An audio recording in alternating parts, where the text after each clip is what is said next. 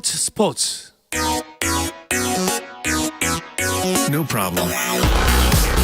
화요일 저녁에는 이 두 분과 함께하고 있습니다. 정 PD와 김 기자. 네, 정현호 KBS 스포츠 PD, 일간 스포츠 김지한 기자와 인사 나누겠습니다. 두 분 안녕하세요. 안녕하세요. 정현호 PD는 가족 같아요. 어제도 보고 오늘도 보고. 어제도 이런 야구를 보고 있었던 것 같은데. 어제도 두산과 키움의 와일드카드 결정전 1차전 맞습니다. 때문에 여기 나오셨는데 네네. 경기가 우리 방송 끝나고도 한참 이어졌어요. 사실 그 전까지만 해도 굉장히 빠르게 진행돼서 저희끼리 얘기로는 자칫 이거 우리 방송 때 야구 끝나는 거 아닌가 걱정을 했거든요. 근데 지금 한참 그 이후로도 굉장히 명승부가 이어졌잖아요. 김주현 선수의 동점은 물론 그 이후에 저는 이 김혜성의 용감한 주루도 기억이 나고 네. 그다음에 이제 이정우 선수의 쐐기타도 기억이 나고 결국 어제는 7대4로 키움이 이겼는데 오늘은 두산이 5회 맹폭을 퍼부으면서 지금 9대2까지 앞서 나가고 있는데 지금 또 투아웃 1-3루 키움에서는 캡틴인 김혜성 선수가 타석에 들어서 있거든요. 네. 제가 보기에 여기서 한두 점 정도 키움이 만회를 한다면은 오늘 경기 아직은 모르는 상황이 될 것 같은데 그만큼 이번 경기 중요해 보입니다. 예. 김 기자가 보시기에는 어떠세요 지금 상황? 네, 일단 두산 베어스가 이 선발로 나온 김민규 선수가 참 지금까지 잘 막아줬죠. 예. 5회를 넘기지는 못했습니다만은 조금 전 그 2사 상황까지 이제 1실점으로 잘 막아냈고 이 두산 베어스가 오늘 좀 타선이 지금 1번부터 8번 타자까지 전부 지금 안타를 기록을 하고 있습니다. 네, 오늘 이 선발로 올라섰던 이 키움의 이 정찬원 선수가 2회를 넘기지 못하고 1과 3분의 1이닝 3피안타 4실점으로 부진했고요. 예. 예, 1회와 2회에 두산이 이제 2점씩 냈고 4회에 타자 1순 하면서 지금 대거 5득점을 내면서 현재 9대1로 벌어졌는데 지금 또 2사 만루 상황에서 지금 이정후 선수가 타석에 들어왔습니다. 진짜 여기서 이렇게 이정후 선수가 또 어떤 모습을 보여줄지 예. 네, 여기서 봐야 또 되겠네요. 대량 득점을 하면 모르는 겁니다 경기. 그렇습니다. 오늘도 그러면 혹시 승부가 길어질 수도 있는 겁니까? 이거는 확실한 게 양 팀 다 오늘 대패하든 대승하든 겨우 이기든 내일은 없습니다. 내일은 없죠. 예, 네. 그렇기 때문에 오늘 최대한 많은 투수들을 투입할 수밖에 없는 상황이기 때문에 경기는 무조건 길어질 것 같습니다. 지금 이현승 선수가 지금 올라와 있지만은 좀 보여서 지금 불펜에는 이영하 선수, 김명신 투수가 지금 계속해서 또 지금 이제 몸을 풀고 있는 그런 상황입니다. 그렇죠. 어제 키움의 조상우 선수가 좀 많이 던졌잖아요. 맞습니다. 그러면서 오늘 결국 나올 수 있을까요? 어제 김지환 선수한테 저는 투런홈런 맞았기 때문에 어제만큼 그렇게 많이 던지지는 못할 거라 생각이 드는데 홍원기 감독이 조상우 선수를 언제 투입시키느냐 그리고 과연 얼마만큼 끌고 가느냐도 좀 중요해 보입니다. 네, 그러니까 여기서 이제 만약에 키움이 점수를 좁히면은 분명히 어느 시점에 조상우 선수가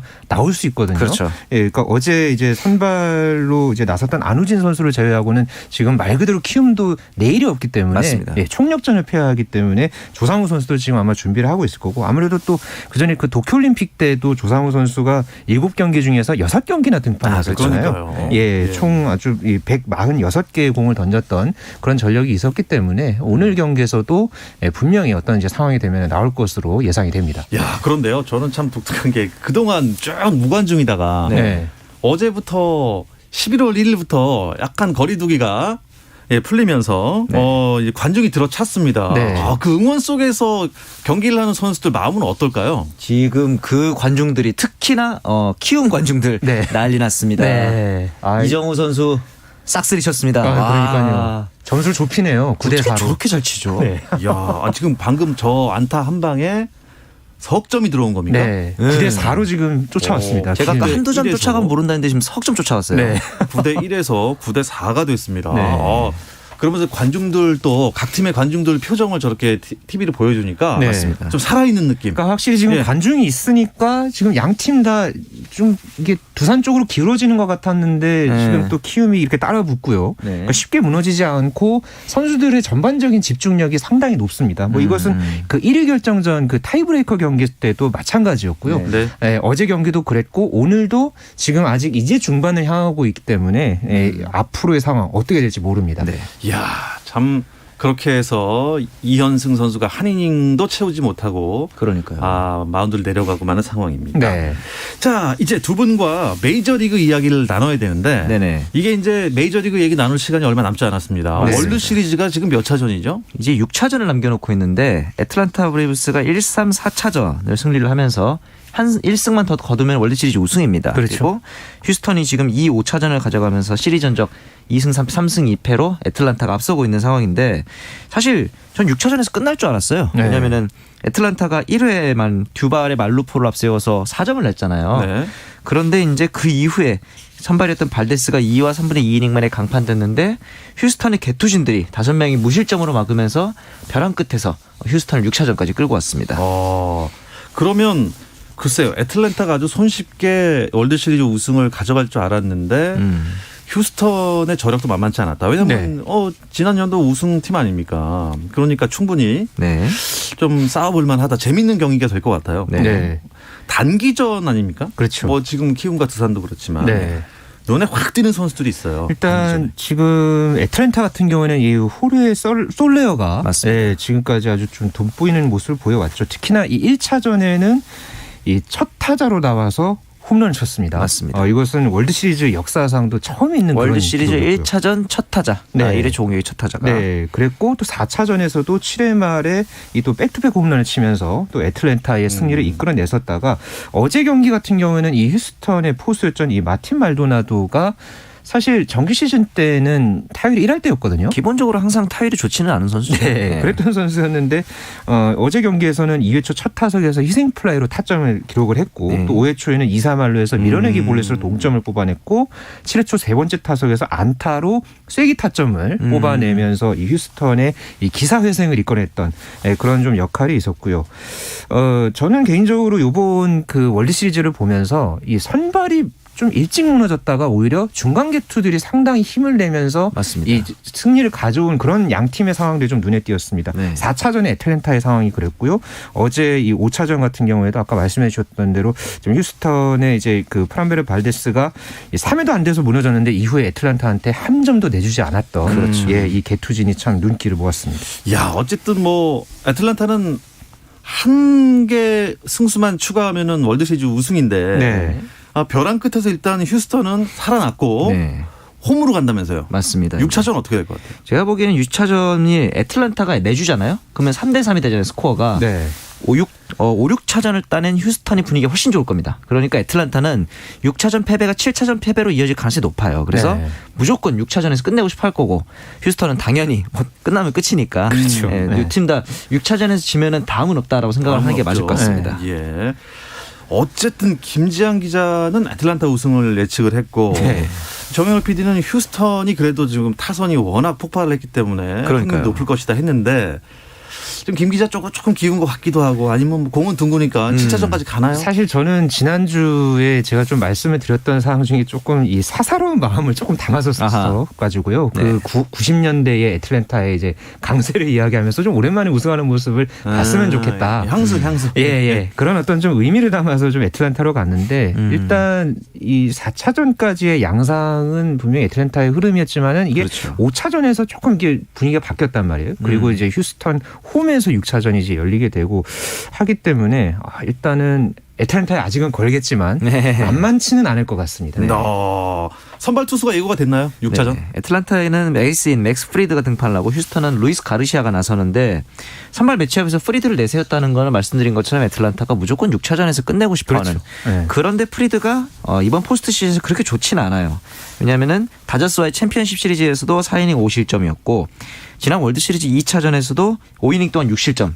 그런 부분을 봤을 때 프리드가 그래도 퀄리티가 그 클래스가 있는 선수다 보니까 두 번의 부진이 있었다면 이번에는 잘 던지지 않을까라고 애틀란타 스태프들이 기대를 하는 것 같습니다. 네. 그런데 어쨌든 뭐 경기 초반에 어쨌든 선발 투수들이 조금이라도 좀 무너지는 조짐이 보이면은 이거 뭐 내일이 없기 때문에 당연하죠. 그렇죠. 총력전으로 가지 않을까 네. 또 이런 생각이 듭니다. 일단 애틀랜타와 휴스턴을 제외하고 예. 시즌 마무리 일정 소화하면서 다음 시즌을 다 이제 준비하고 있을 거 아닙니까? 다른 팀들은. 그렇죠. 김하성 선수 얘기를 좀 해보죠. 네, 김하성 선수의 이 소속 팀인 샌디에이고가 네. 어제 결국 새로운 사령탑을 발표했습니다. 밥 멜빈 오클랜드 감독을 이제 3년 계약으로 이제 확정해서 발표를 했는데요. 이 멜빈 감독 지난 2011년부터 올해까지 11년 동안 네. 오클랜드 애슬레틱스를 이끌었습니다. 네. 사실 아직 계약 기간이 1년이 남아 있었죠. 음. 그랬는데 오클랜드가 이제 멜빈 감독을 조건 없이 풀어주기로 조건 하면서 없이요? 이제 샌디에이고 지휘봉을 잡게 됐고요. 이 18년 동안 사령탑으로 활약을 했던 이 메이저리그의 명장 중에 한 명으로 꼽힙니다. 통산 1346승 1272패를 기록을 했고 2007년과 2012년, 2018년에 올해의 감독상을 받았던 올해 감독까지. 그런 어떤 이 명장이 이제 샌디에이고의 감독이 됐고 2년 차를 맞이하는 김하성 선수의 새로운 감독이 됐습니다. 우리 그러니까 이 밥 아저씨가 오시면 네. 우리 김하성 선수에게는 뭐 어떤 영향을 미치게 될까요? 그렇죠. 그게 제일 저희한테 중요하잖아요. 이 밥 멜빈 감독을 샌디에고 선임한 가장 큰 이유는 지난 시즌에 타티스 주니어와 마차도와 떡아웃에서 갈등이 있었던 것처럼 팀 내에 확실한 리더가 없다. 좀 약간 모래 같은 느낌 샌디에고의 가장 큰 약점이었는데 그렇죠. 그래서 카리스마 있는 멜빈 감독을 데려온 거거든요. 그렇다는 얘기는 이 타티스 주니어나 마차도를 견제하기 위해서라도 로테이션 멤버들을 예전에 오클랜드에서부터 좀 적극적으로 활용해왔던 게 멜빈 감독이거든요. 네. 반대로 얘기하면은 타티스 주니어나 마차도를 견제하기 위한 수단으로 김하성 선수의 출전 빈도가 더 높아질 가능성이 있다. 저는 그렇게 보고 싶어요. 그러니까 어쨌든 내셔널리그랑 아메리칸 리그 양대 리그에서 이 올해 감독상을 받았기 때문에 경험만큼은 정말 어느 누구에 못지 않을 것으로 기대가 되고요. 그렇기 때문에 김하성 선수에게는 어쨌든 분명하게 플러스가 될 것으로 기대가 됩니다. 내년에 김하성 선수가 또 어마어마한 수비와 더불어 공격까지 보여주는 그런 멋진 한 해가 되길 바라면서 뭐 다른 뭐 한국 메이저리거도 많긴 하지만 맞습니다. 일단 한국 월드 시리즈가 다 끝나고 저 다음에 MLB 정산을 하면서 그때도 얘기를 좀 나눠보도록 하겠습니다. KBO 리그 와일드카드 결정전 상황 지금 어떻습니까? 이정우 선수가 싹쓸이를 치고 이제 박병호 선수가 아웃되면서 지금 이제 OMR 두산의 공격으로 이어지고 있는데 키움도 빠른 투수 교체를 단행해서 현재 선발 자원인 최원태 선수가 구원 등판을 했습니다. 그러면서 이제 만약에 키움 입장에서는 이 점수 차를 계속 유지를 한다면은 앞으로 이제 한 두세 점 정도 조금씩 쫓아간다면은 진짜 어제 같은 대역전 경기도 가능할 수 있겠죠. 가랑비에 옷 젖을 수 있으니 두산 입장에서는 또 한 점 도망가는 그렇죠. 그것도 중요합니다. 그런 또 플레이를 해야 되고 과연 가을 야구는 정말 정규 시즌 못지않게 재미있는 야구가 될 것 같습니다. 다른 스포츠 이슈들도요. 잠시 쉬었다 와서 짚어드리겠습니다.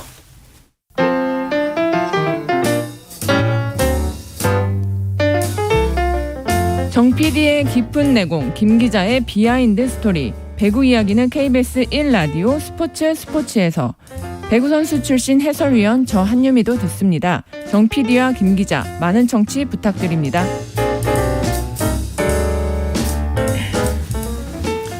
네, 어떠한 스포츠 이야기도 나눌 수 있는 시간 정 PD와 김 기자 듣고 계십니다. 정현호 KBS 스포츠 PD, 일간 스포츠의 김지한 기자와 함께하고 있는데요. 배구 이야기를 특히 재밌게 잘하신다고 한 의원님께도 말씀을 해주셨는데 그렇습니다. 시즌 초반부터 진짜 배구가 재밌게 흘러가고 있어요. 그러니까요. 지금 당연히 우리 카드 아니면 대한항공이라 생각했던 남자부 1위는 한국전력이 달리고 있고요. 그렇습니다. 여자부는 당연히 GS가 절대 강자거든요. 절대 강자까지 맞췄는데 그 절대 강자가 GS가 아니고 현대건설이 그러니까요. 5연승으로 1위고 저희가 당초 예상했던 전망과는 지금 많이 다른 초반 판도입니다. 글쎄요. 뭐 우리가 경험에 비춰봤을 때 이제 뭐 절대 약자도 절대 강자도 없는 것 같아요. 지금 남자부 같은 경우에는 어느 팀도 무승 혹은 무패가 없습니다. 말 그대로 지금 춘추 전국시대의 분위기가 이어가고 있고요. 한국전력 같은 경우에는 저는 그 서재덕 선수랑 이제 다우디 선수 그러니까 이 둘의 조합 때문에 상위권에는 좀 어느 정도 뭐 다크호스 정도로 저는 좀 예상을 했는데 사실은. 이 정도로 이렇게 좀 초반이긴 합니다만은 이렇게 잘 할 줄은 솔직히 예상을 못했고요. 이 현대캐피탈 같은 경우에도 지금 이 히메네즈가 아직 데뷔전도 못 치렀죠. 그런데도 토종 선수들로서 아직까지 지금 2위를 달리고 있는 이런 부분, 이런 부분들도 상당히 좀 눈에 띄고요. 지금 이 5위에 있는 OK금융그룹의 이 석진욱 감독의 말을 빌려보면 이 남자부 같은 경우에 팬들 입장에서는 참 재미있을 텐데 감독들 입장에서는 피가 마른다. 그러겠죠. 이 한마디가 현재 남자부의 상황을 대변하는 것 같습니다. 그러네요. 이게 진짜요. 지금 오늘도 두 경기가 지금 열리고 있습니다. 남자부 삼성화재와 우리카드, 여자부 페퍼저축은행과 흥국생명인데 이게 이제 요새 제가 배구 스코어도 제가 방송 초반에 항상 짚어드리는데 이게 거의 4세트를 가요. 대부분 맞아요. 그렇죠. 예, 네. 그냥 3대 0으로 끝나는 경우가 없어요. 맞습니다. 이게 진짜 절대강자, 절대약자가 없어졌다는 말이. 네, 4세트로 끝나는 정도 아니라 지금 남자분은 풀세트 가게 생겼습니다. 네, 맞습니다. 삼성화재가 이제 스태트 스코어 1대2로 뒤지고 있는데 4세트 현재 12대 10으로 앞서고 있기 때문에 네. 이대로면은 파이널 세트까지 갈 것 같고 예. 신생팀인 페퍼저축은행도 지금 흥국생명을 상대로 듀스 끝에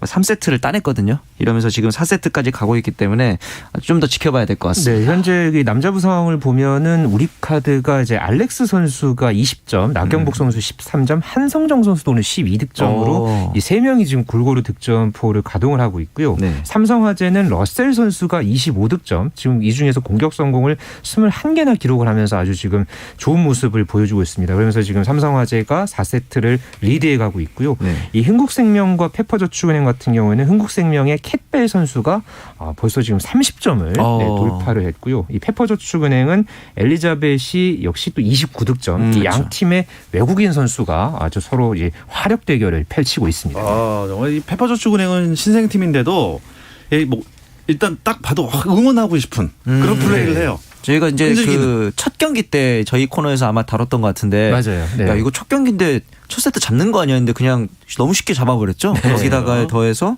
수비 조직력이 굉장히 좋아서 다른 팀들이 좀 애를 먹을 것 같다라고 생각을 했는데 역시나 굉장히 시즌 초반 나쁘지 않은 행보를 보이고 있죠. 네. 네. 두 분이 여자부에서는 GX 칼텍스를 우승팀으로 꼽았는데 네. 뭐 못하진 않습니다. 인구수 네. 2위이긴 한데 의외 현대건설이 1위를 하고 있는데 네. 그 현대건설의 저력은 뭐라고 보세요? 저는 이제 봤을 때는 진짜 신인 강성현 감독도 물론 이제 지도력이 있지만 이 새 외국인 선수인 야스민 선수가 현재 득점 2위에다가 공격 성공률 1위를 달리고 있거든요. 사실 그렇죠. 여자부는 이제 공격 성공률도 저는 굉장히 중요하다고 봐요. 왜냐하면 워낙 그 랠리가 많기 때문에 그런 부분에서는 야스민 선수한테 이제 일단 공이 가면은 성공률이 높다는 점에서 빨리 해결을 하고 그 부분은 선수들의 체력 부담도 덜어줄 수 있다. 이런 부분에 있어서는 역시 야스민의 활약이 제일 큰 것 같고 이 부분도 짚을 만한 게 지금 정지훈 선수가 좀 부진하잖아요. 네. 근데 지금 우승팀인데도 그러니까 1위 팀인데도 주력 선수가 부진하다. 이 얘기는 정지훈이 살아나면 현대건설 더 무서워질 수 있다. 네. 저는 이렇게도 보고 있거든요. 남자부는요.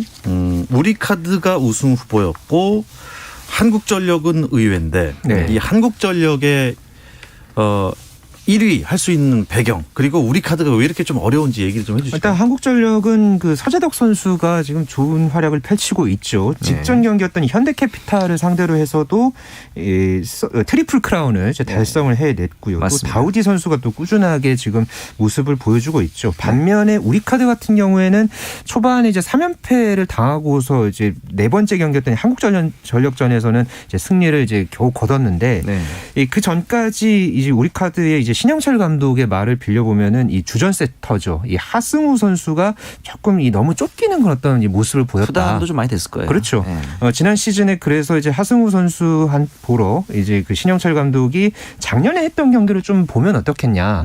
그래서 이제 작년에 본인의 어떤 그 퍼포먼스가 담겨 있는 영상을 봤다고 해요.